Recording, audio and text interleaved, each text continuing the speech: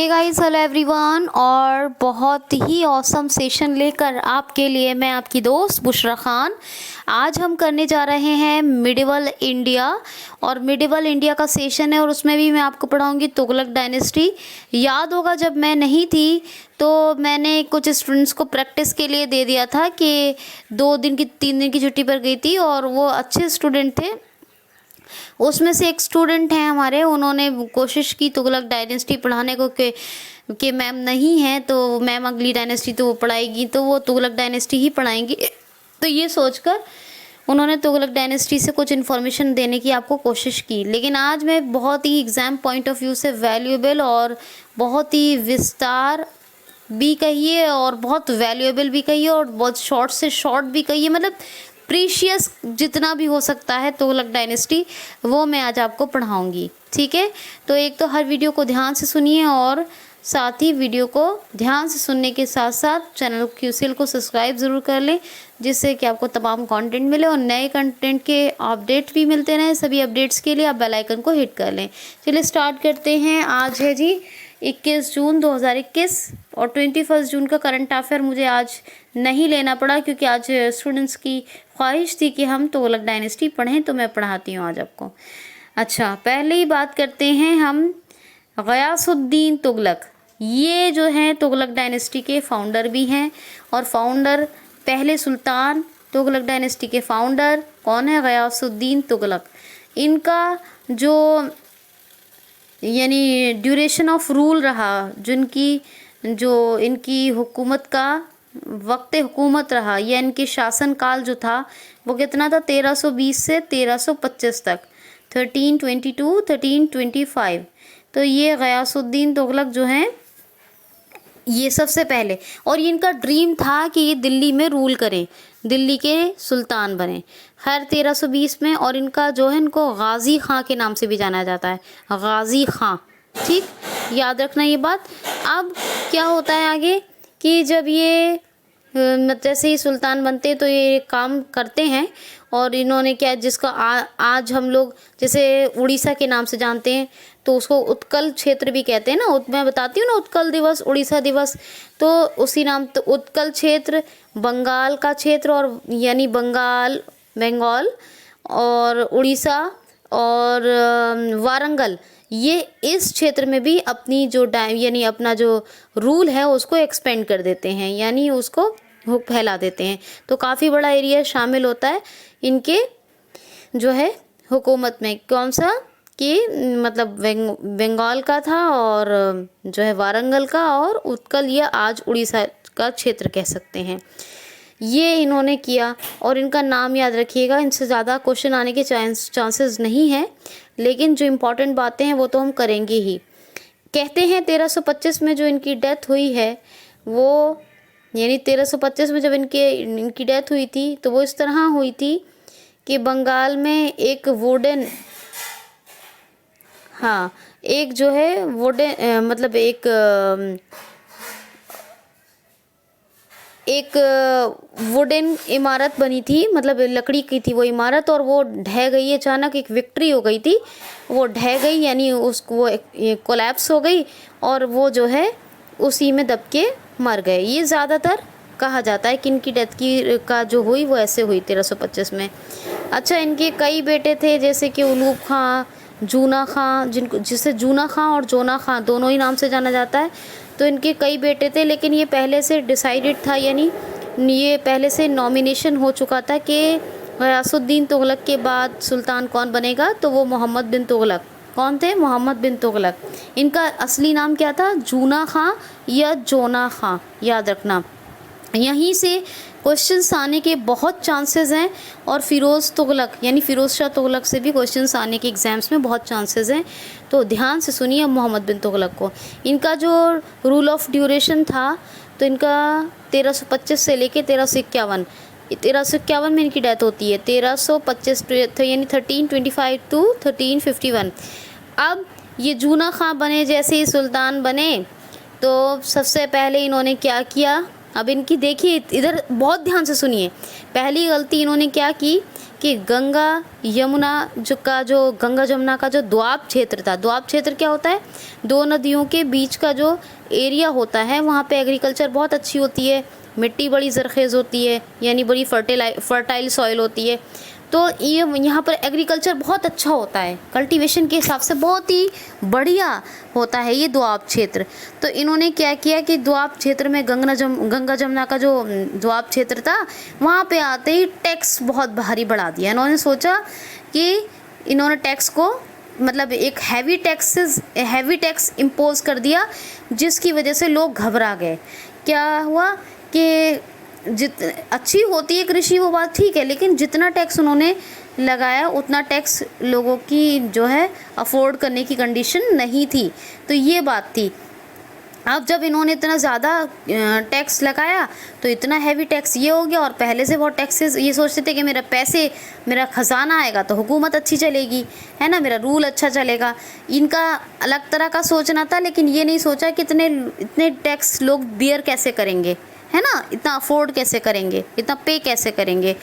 इसकी वजह से क्या किया हुआ, जो ये पहली गलती है इनकी, इन्होंने जो ये पहली गलती की, टैक्स बढ़ा दिया दोआब क्षेत्र में, तो लोगों ने वहाँ से माइग्रेशन करना, हिजरत करना शुरू कर दिया। लोग अलग अलग एरियाज़ में शिफ्ट होने लगे, अलग अलग इलाकों में जाके बसने लगे, और वो दोआब क्षेत्र से जाने लगे। अब वो दोआब क्षेत्र से जाने लगे तो यहाँ पर हो गया इस गलती से क्या, फूड शॉर्टेज। इन्होंने फूड शॉर्टेज हो गई, जब खाने जाहिर सी वजह फूड शॉर्टेज हो गई, कल्टीवेशन बंद हो गया, है ना। अब एग्रीकल्चर कौन करेगा, कल्टीवेशन होगा ही कहाँ से जब लोग ही नहीं होंगे।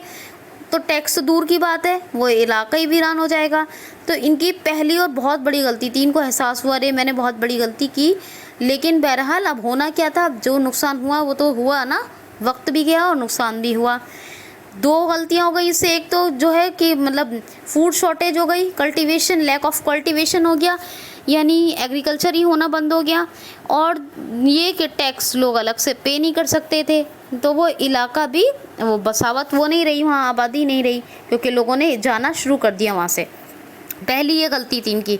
दूसरी क्या गलती की साहब, देखो मुझे बहुत, जब मैं इसको पढ़ती हूँ पढ़ाती हूँ, जब पढ़ा हुआ था मैंने, आज से कम 10 साल पहले जब मैंने इसे पढ़ा, तो मुझे बहुत ही वो लगा कि अपना भी दिमाग होता है, इंसान खुद से भी सोचता है, लेकिन कैसे इतनी बड़ी बड़ी गलतियाँ की, सोच थी खैर उसके पीछे। अब सुनिए दूसरी गलती क्या की इसने, मोहम्मद बिन तुगलक ने। दूसरी गलती ये की, मोहम्मद बिन तुगलक, बाद में ये टाइटल इन्होंने जो है इख्तियार किया था, ठीक है, याद रखना, जूना खान का रियल नेम था, ये जोना खां भी कहते हैं, और मोहम्मद बिन तुगलक इन्होंने बाद में ये टाइटल लिया था, और इसी नाम से इस जाने जाते हैं, आज तक जाने जाते हैं।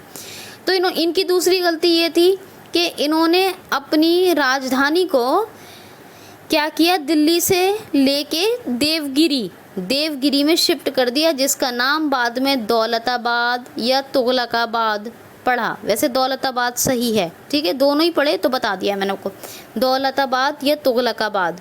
तो इन्होंने क्या किया, अच्छा इनकी इसके पीछे सोच क्या थी, इनकी इसके पीछे ये सोच थी, इनका ये थॉट था कि देवगिरी से क्या होगा कि साउथ मेरे काफ़ी नज़दीक हो जाएगा, और मैं अपनी मेरा जो रूल है मैं उसका एक्सपेंशन कर सकता हूँ, और जो है उसका एक्सपेंशन जो है वो साउथ में भी हो जाएगा।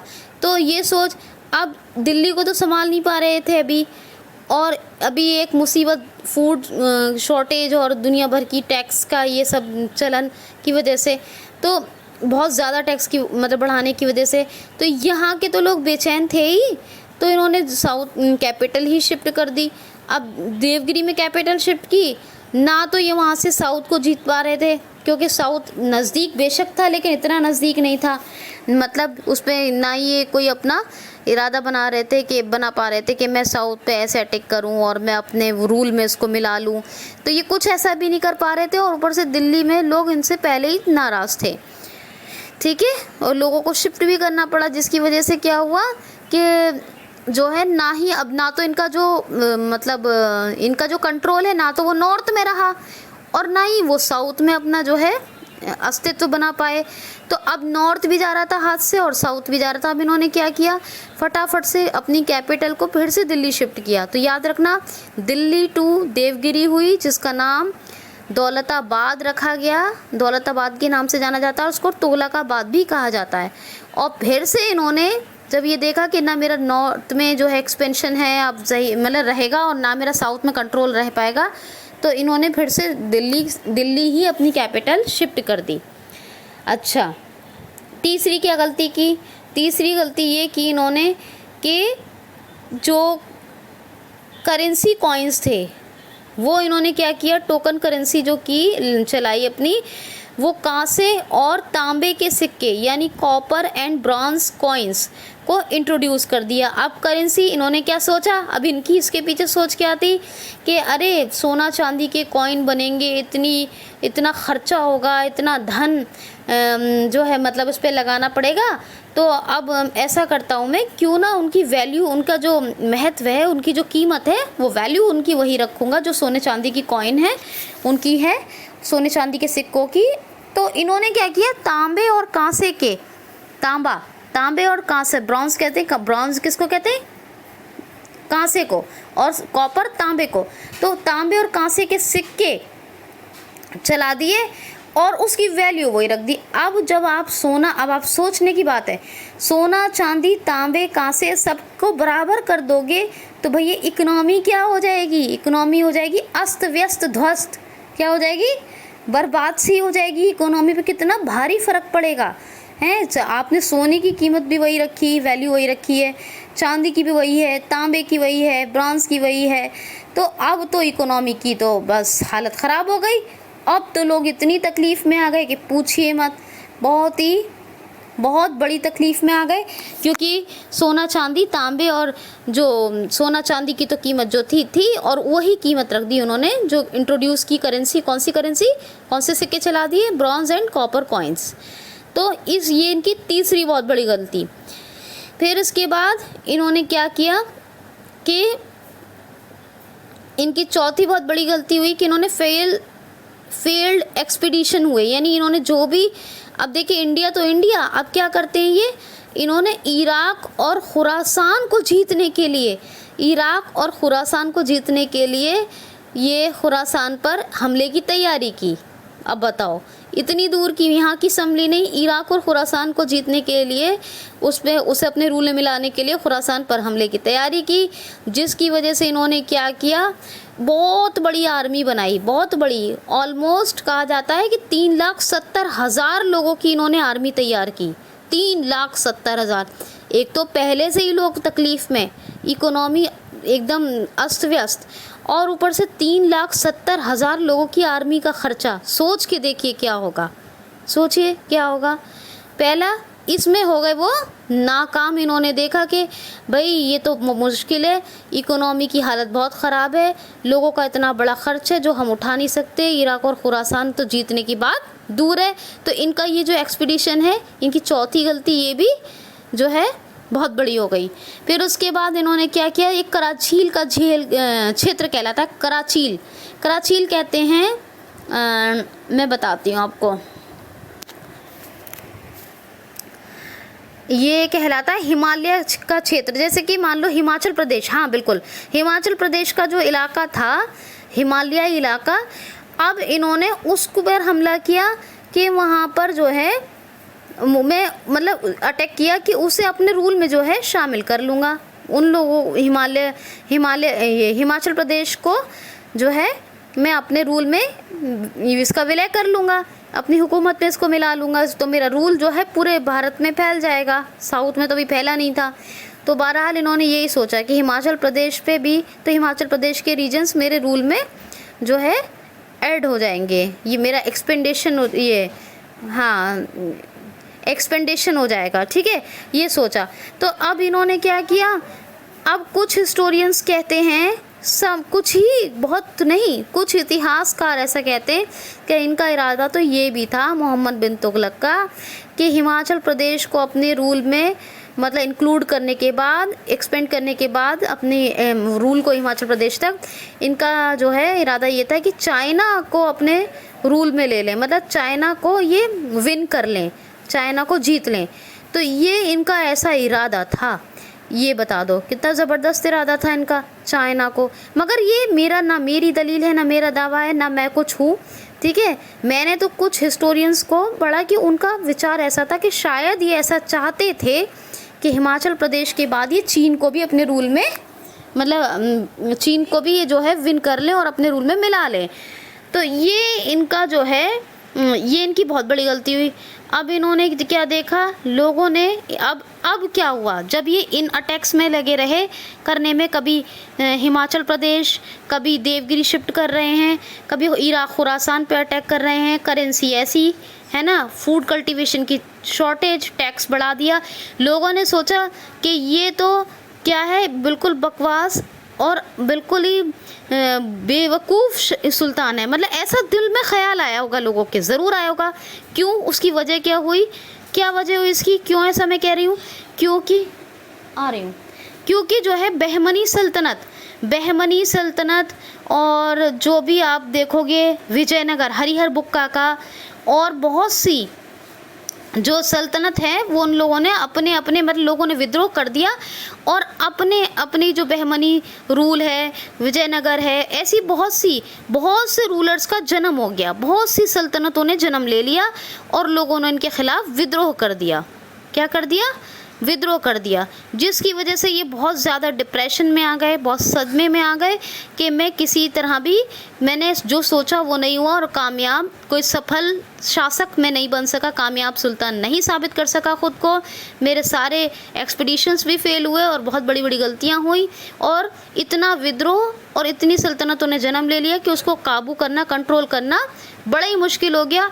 और क्या हुआ कि 1351 में ठट्टा आज पाकिस्तान में है, पहले इंडिया में था क्योंकि वो रीजन, क्योंकि 1947 में बना है ये तो ठट्टा जब तो पाकिस्तान में नहीं था, कोई पाकिस्तान नाम की चीज़ ही नहीं थी, तो ठट्टा में इनकी डेथ हो गई। और इसके बाद आए फ़िरोज़ शाह तुगलक। बहुत ज़्यादा क्वेश्चन आने के चांसेस हैं एग्ज़ाम्स में, मोहम्मद बिन तुगलक और फ़िरोज़ शाह तुगलक से भी क्वेश्चंस आते हैं। अब हम इनको पढ़ते हैं, ठीक है। तो ये बात है जी। अब क्या कि मतलब अब जो असल में क्या होता था, अब सुनिए मेरी बात, जब लोग बगावत पे उतर आते हैं या फिर जो गवर्नर्स हैं और वो ज़रा भी जो रूलर को कमज़ोर देखते हैं या उसकी पॉलिसी से लोग खुश नहीं है तो वो तुरंत फ़ायदा उठा लेते हैं। वही हुआ है, छोटी छोटी बहुत सारी जो है डायनेस्टीज़ बन गई, जो मैं आगे भी आपको कहीं पढ़ाऊँगी। चलिए आप देख लेते हैं फटाफट से। क्या नाम है इनका, फ़िरोज़ तुगलक। असल में फ़िरोज़ शाह तुगलक जो थे ये मोहम्मद बिन तुगलक के सन नहीं थे, ये इनके बेटे नहीं थे। जिस तरह गयासुद्दीन तुगलक के सन थे MBT मोहम्मद बिन तुगलक, लेकिन ये इनके MBT के सन नहीं थे। FST is not son of MBT यानी जोना खां। तो ये जो है मोहम्मद बिन तुगलक के कौन थे, चचाजाद भाई थे फ़िरोज़ शाह तुगलक। यानी जो फ़िरोज़ शाह, ये गयासुद्दीन तुगलक जो थे उनके एक भाई थे, उनके बेटे थे ये फ़िरोज़ शाह तुगलक। तो he was a cousin of Jauna Khan या मोहम्मद बिन तुगलक। जो फ़िरोज़ शाह तुगलक थे वो कौन थे, कज़िन थे MBT के, यानी मोहम्मद बिन तुगलक, MBT बिन मोहम्मद बिन तुगलक। अच्छा, मोहम्मद बिन तुगलक को क्राउन प्रिंस भी कहा जाता है, याद रखना। क्राउन प्रिंस क्योंकि जो पहले से नॉमिनेटेड है, नॉमिनेशन उसका पहले ही हो चुका है, डिसाइड हो चुका है, तो उसको क्या कहते हैं, क्राउन प्रिंस, याद रखना। अब FST के बारे में सुनिए। तो फ़िरोज़ शाह तुगलक मोहम्मद बिन तुगलक के कज़िन थे, पहली बात तो ये है। और इनका जो पीरियड है, रूल पीरियड है, पीरियड ऑफ रूल है, वो कितना है, तो वो है 1351 टू 1388, 1351 टू 1388, यानी 1351 से 1388 तक इनका रूल का टाइम है। और इन्होंने देखा कि मोहम्मद बिन तुगलक ने टैक्सेस बढ़ाए, बहुत सी गलतियां की, इकोनॉमी की, दिल्ली की हालत बहुत ख़राब है। तो सबसे पहले इन्होंने आते ही क्या किए, एडमिनिस्ट्रेटिव रिफॉर्म्स किए, यानी प्रशासनिक सुधार किए। तो अब क्या किए इन्होंने, एडमिनिस्ट्रेटिव रिफॉर्म्स। तो पहला काम ये किया कि इन्होंने सबसे पहले जो इनके रेवेन्यू ऑफिसर्स थे उनकी सैलरी बढ़ाई ताकि वो एफिशिएंसी के साथ काम कर सकें, उनकी सैलरी को इंक्रीज़ कर दिया। दूसरा रेजेस कर दिया। दूसरा काम इन्होंने ये किया कि इकोनॉमी की बहुत हालत ख़राब थी, इसीलिए जो है मोहम्मद बिन तुगलक लोगों को जो लोन देते थे, क्या देते थे, लोन देते थे जिसको कहते हैं तकवी। तो वो लोन जो प्रथा जो दी थी देने की, उनको विड्रॉल यानी उनको सबको ख़त्म कर दिया, उन्हें निकाल लिया, वो सबको मतलब उन्हें उगा लिया लोन को। अब जितने पैसे वापस आ सकते थे वो पैसे वापस लिए, लेकिन लोगों को तकलीफ़ ना हो, जिनका माफ़ करने का था उनका माफ़, मतलब वो लोन वाला सिस्टम जो था उसको ठीक कर दिया उन्होंने। इस तरह लोन देने से इकोनॉमी बहुत ख़राब हो रही थी, तो जो लोग दे सकते थे उनसे लिया, जो नहीं दे सकते थे वो उन पे जिस तरह भी उन्हें काम दे के जैसे भी कुछ माफ़ किया। बहरहाल ये सारा पैसा उन्होंने विड्रॉल कर लिया। 2 काम ये किए। तीसरा काम इन्होंने ये किया, हाँ 2 काम ये हो गए। और तीसरा काम ये किया इन्होंने कि जितने मतलब नॉन लॉज या नॉन जस्टिशिएबल, यानी कि कहा जाए कि इलीगल या नॉन जस्टिशिएबल टैक्सेस लगा रखे थे मोहम्मद बिन तुगलक ने, जैसे आपने देखा दोआब क्षेत्र में, उन तमाम जो टैक्स जो कानून और इंसाफ के तहत नहीं हैं, ये वाकई लोगों पर नहीं होने चाहिए इम्पोज, तो उन टैक्सेस को ख़त्म कर दिया। उससे बड़ा बहुत लोगों को राहत मिली, बहुत राहत मिली। इन्होंने क्या किया, ऐसे टैक्सेस जो नॉन लॉज यानी इलीगल कह दूँ मैं, क्या है इलीगल, ठीक है, तो मतलब जो कानून के दायरे में है नहीं, वाकई में ऐसा नहीं होना चाहिए, और नॉन जस्टिशिएबल, बाकी ये न्याय नहीं है लोगों के साथ किस तरह के टैक्सेस लिए जाएं, तो उन टैक्सेस को ख़त्म कर दिया। तो 3 बड़े बड़े काम ये किए। अब इन्होंने 4 तरह के टैक्सेस लगाए। कौन कौन से? एक तो इन्होंने लगाया खराज, पहला टैक्स बता रही हूँ। इसमें क्या था, जैसे कि इन्होंने मतलब इसमें कल्टीवेशन टैक्स था। ये ऐसा था जिसकी ज़मीन से जितनी भी बुवाई हुई, मान लो जिस ज़मीन पर जितनी भी एग्रीकल्चर किया, जिस ज़मीन ने जितना पैदा किया, उसका 1/10 यानी 1/10 हिस्सा लोगों से वो खराज के रूप में लेते थे। यानी मान लीजिए 10 किलो चावल आपके यहाँ पैदा हुए हैं, 10 किलो गेहूँ, तो 1 किलो गेहूँ 1 किलो चावल आपको देना है, तो वो लोगों को भारी नहीं लगा। 1/10 1/10 था ये खराज, मतलब जितना भी कल्टिवेशन हुआ उसका 1/10 आपको देना है, ये खराज टैक्स था। दूसरा इन्होंने लगाया, अरे दूसरा कौन सा लगाया था जी, खम्स। कौन से लगाया? खम्स। उसमें क्या था खम्स में? तो खम्स में ये था कि मान लीजिए जैसे लोग जो इन्होंने अपॉइंट कर रखे थे ना, गवर्नर अपॉइंट करते थे ये लोग, तो गवर्नर्स जो अपॉइंट कर रखे थे वो संभालते थे, और जगह जगह जो बताते थे ये लोग इन्विजन के लिए जाते थे, मतलब उनको उन पर अटैक करके उनको अपने विन करने के लिए जो जगह जाते थे जगह जगह, तो उन लोगों को जो वॉर में जो भी वो जीतते थे उसका 1/5 यानी 1/5 देना होता था, उसको कहते थे खम्स। दूसरा टैक्स क्या है, वो दूसरा क्या है, खम्स। यानी खराज क्या था, वो तो कल्टीवेशन था कि 1/10 देना है। खम्स वो था कि जिन लोगों को नियुक्त किया जाता था, जो आर्मी थी, जो लोग जाते थे लड़ाई मतलब वॉर के लिए जाते थे, तो जो मतलब इनके सिलेक्टिव लोग थे वो 1/5 उनसे लेते थे। कौन लेते थे? फिरोज शाह तुगलक 1/5 लेते थे, इसको कहते थे खम्स।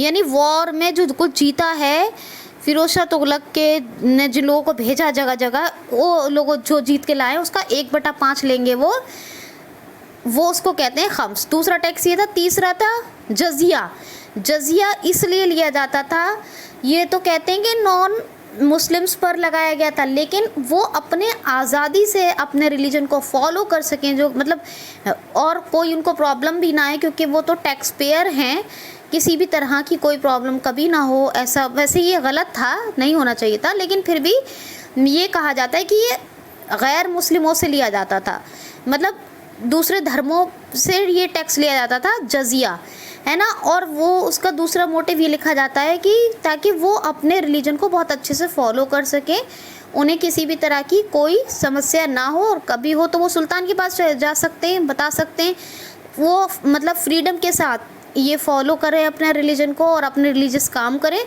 इसलिए लिया जाता था। लेकिन एक ये भी हमें देखने को मिलता है कि ये सिर्फ गैर मुस्लिमों से ही लिया जाता था, मुस्लिम से नहीं लिया जाता था। ये तीसरा टैक्स था जजिया। चौथा टैक्स था ज़कात। ज़कात लिया जाता था सिर्फ मुस्लिमों से, ये गैर मुस्लिमों से नहीं लिया जाता था, ये सिर्फ मुस्लिम से लिया जाता था और ऐसे मुसलमानों से लिया जाता था जो साहिबे क्या कहेंगे, साहिबे, एक मिनट, क्या बोलते हैं, एक मैं बता रही हूँ आपको, साहिब इस्तात हैं, यानी कि देने के काबिल हैं, जो रिच हैं, मतलब जो हैसियत है उनकी, बहुत अमीर हैं वो, तो बहुत अमीर हैं, बहुत खाते पीते उनके घर बार हैं, अच्छा कमाते हैं, मतलब रिच हैं। उनका जो साहिब निसाब, साहिब इस्तात, यानी वो बेहतरीन का मिडिल क्लास फैमिली से ऊपर, यानी वो रिच है। जितने भी रिच मुस्लिम हैं वो कौन सा टैक्स देंगे, ज़कात। तो ज़कात मुस्लिम से लिया जाने वाला टैक्स था, जजिया नॉन मुस्लिम से लिया जाने वाला टैक्स था, कौन सा, जजिया। और खम्स ये सबसे लिया जाता था जो वॉर में जाते थे और जो जीत के लाते थे, 1/5। और कल्टीवेशन ये भी सबसे लिया जाता था, 1/10, जो भी ज़मीन पैदा करती थी, जो भी खेती होती थी, जो भी होता था खाने पीने का, जो भी फसल होती थी, उसका 1/10। तो कितने सिस्टमेटिक वे में इन्होंने, कितने मैनेजमेंट के साथ सारे टैक्स लिए, जिससे लोगों को तकलीफ़ भी ना हो और लोग खुश रहें और लोग जो है उन्हें पे कर पाएँ। अच्छा, ये बात हो गई। फिर इन्होंने बहुत सारा जो है कि टाउन्स, यानी कि इन्होंने स्टेबलाइजेशन ऑफ टाउन किया, जैसे नए टाउनों का इनिशिएटिव हुआ, इनिशिएटिव्स ऑफ न्यू टाउन हुआ, जैसे कि हाँ कह सकते हैं, या कह सकते हैं स्टेबलाइजेशन ही ठीक है, कह सकते हैं। जैसे कि जौनपुर, जूना खां के नाम पे रखा था ये इन्होंने, जौनपुर। फिरोज शाह तुगलक ने फ़िरोज़ाबाद, हिसार, हरियाणा का हिसार और फ़िरोज़ाबाद है ना, ये यूपी में। और एक फ़तेहाबाद, फ़िरोज़ाबाद तो अपनी नाम पे रखा, एक फ़तेहगढ़, एक मिनट, कौन सा था यार, जौनपुर, फ़तेहाबाद, फ़िरोज़ाबाद, फ़तेहगढ़ नहीं, फ़तेहाबाद, फ़िरोज़ाबाद, जौनपुर और हिसार, ये इन्होंने क्या किए, ये टाउन बनाए, यानी ये कस्बे, शहर इन्होंने आबाद किए। कौन से शहर, फ़िरोज़ाबाद, हिसार, फ़तेहाबाद, फ़िरोज़ाबाद, फ़तेहाबाद, हिसार और जौनपुर, ये 4 शहर इन्होंने बनाए। इसके बाद इन्होंने क्या किया कि ये अलग से बता रही हूँ मैं ना। अच्छा, इन्होंने एक टैक्स और लगाया था, वो कौन सा, क्योंकि इन्होंने बहुत सारे वेल्स बनवाए थे, कुएं बनवाए थे, बहुत सारी नहरें बनवाई थी, कनाल है ना, और बहुत सारी कनाल बनाने के अलावा बहुत सारे ट्यूबवेल्स लगवाए, बहुत सारे पानी का जो मैनेजमेंट ऑफ वाटर है वो इतना अच्छा करवाया, जिससे कि लोगों को हर जगह और सही मिकदार में, यानी सही क्वांटिटी में पानी मिल सके, मतलब उनकी क्वांटिटी के हिसाब से वो पानी ले सकें, उसको यूज़ कर सकें, कोई पानी की समस्या, किसी तरह की दिक्कत ना हो। तो इन्होंने बहुत सारे कुएं, तालाब और ये वो नहरें, ट्यूबवेल्स, ये सब बनवाए इन्होंने। तो इसलिए इन्होंने, क्योंकि वाटर मैनेजमेंट सर्विस बहुत अच्छी कर दी थी, तो इसलिए इन्होंने एक टैक्स रखा था, वो था उसको कहते थे हक, ठीक है, हाँ, हक शर्फ या हासिल शर्फ, क्या कहते थे, हक सर्फ या हासिल सर्फ, यानी कि जो पानी की इतनी व्यवस्थाएं करने में जो पैसा खर्च हुआ, उसमें थोड़ा थोड़ा सा लोग टैक्स देंगे, तो उससे वो पैसा निकल के आता रहेगा, मामूली सा टैक्स, क्योंकि पानी की सर्विस बहुत अच्छी कर दी थी। तो इन्होंने हासिल सर्फ या हक़ सर्फ, शर्फ दूसरी चीज़ होती है, शर्फ होता है कोई टाइटल, मुकाम, स्टैंडर्ड, ठीक है, सर्फ कहते हैं एक्सपेंशन, यानी स्पेंशन कहते हैं। तो हासिल सर्फ या हक़ सर्फ, ये इन्होंने जो है एक टैक्स लगाया था। अच्छा, इन्होंने इन्होंने वो बनाया था,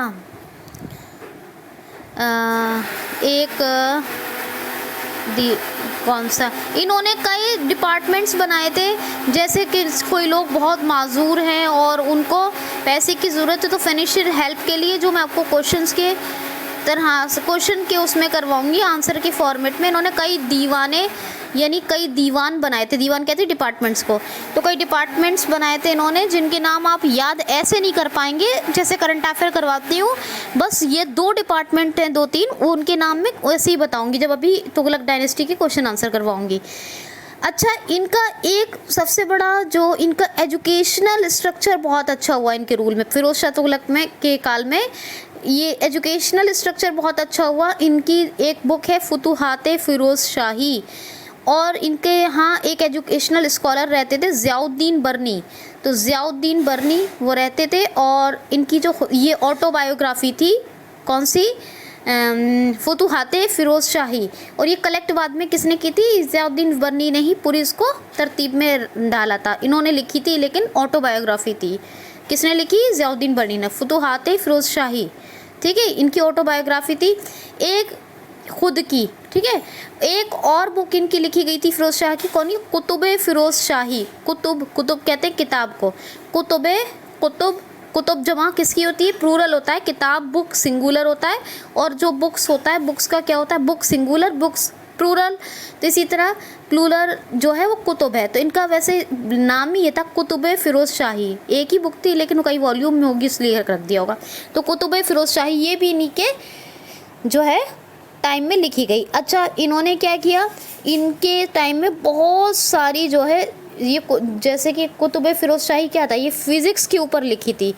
इन्होंने क्या किया, बहुत बड़े बड़े मतलब ये समझ लो कि बाहर एशिया में और मतलब वर्ल्ड में कई कंट्रीज़ से स्कॉलर को बुलाया, इज़्ज़त दी, वो इनके काम को देखकर घूमने आए या फिर इनवाइटेड थे या जैसे भी, बहरहाल वो आए, उन्होंने बहुत बड़ी बड़ी बुक्स लिखी यहाँ पर आके, जिसकी वजह से पूरी दुनिया में वो बुक यानी पूरी दुनिया की कई देशों में अलग अलग तरह से वो बुक्स पहुँचने लगी, जिससे कि जो मेडिसिन पे लिखवाई इन्होंने, फिज़िक्स पे लिखवाई, तो बहुत सारी बुक लिखी गई।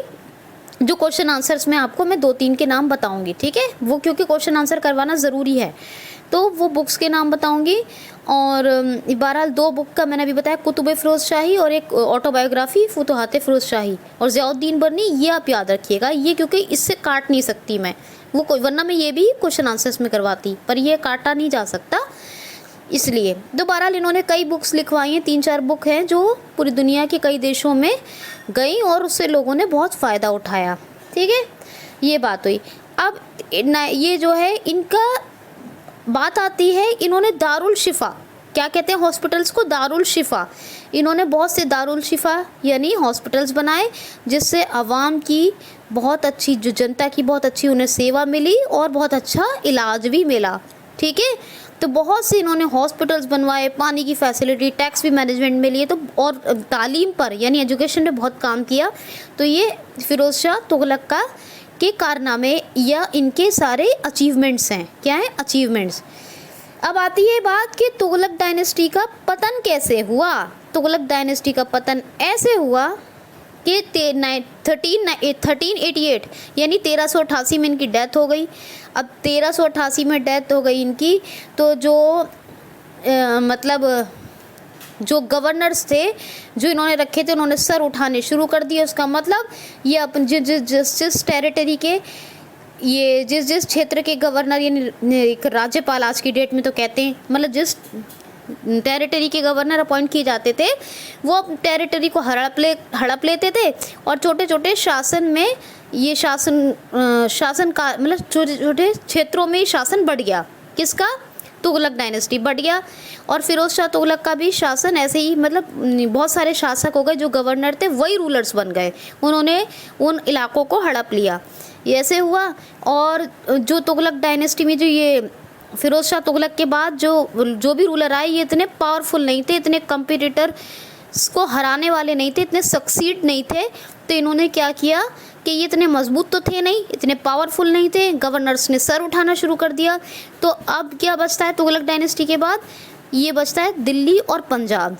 क्या आया था, क्या बचा? दिल्ली और पंजाब। तो पंजाब और दिल्ली बचा।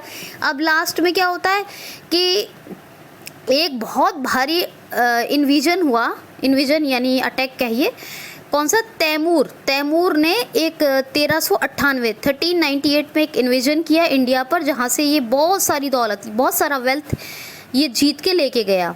कोई रूल करना इसका उद्देश्य नहीं था, इसका यहाँ से पैसा दौलत लूट के ले जाना था। इनने दिल्ली को लूट लिया 1398 में। और उस टाइम पे जो सुल्तान था, वो फैक्ट आपको याद रखना है, नासिरुद्दीन तुगलक। क्या था? नासिरुद्दीन मोहम्मद तुगलक, पूरा नाम है नासिरुद्दीन तुगलक, याद रखना है आपको। नासिरुद्दीन तुगलक जब सुल्तान था तब हुआ था ये तैमूर का ये इन्विजन, और जिसने बहुत सारी दौलत को हड़प किया, बहुत सारा वेल्थ को लूटा और ये चला गया। ये समरकंद का सुल्तान था। ये भी पूछा जाता कहाँ का? समरकंद का। और जिन गवर्नर्स ने सर उठाना शुरू किया, तुगलक डायनेस्टी को हथियाया, और इस तरह ज़्यादातर डायनेस्टीज ऐसे ही बनी भाई। जो नई नई डायनेस्टी कैसे बनी, वो ऐसे ही बनी सब। तो फिर उसके बाद ये होता है कि इन्हीं का एक गवर्नर था, उसका नाम था खिज्र खां।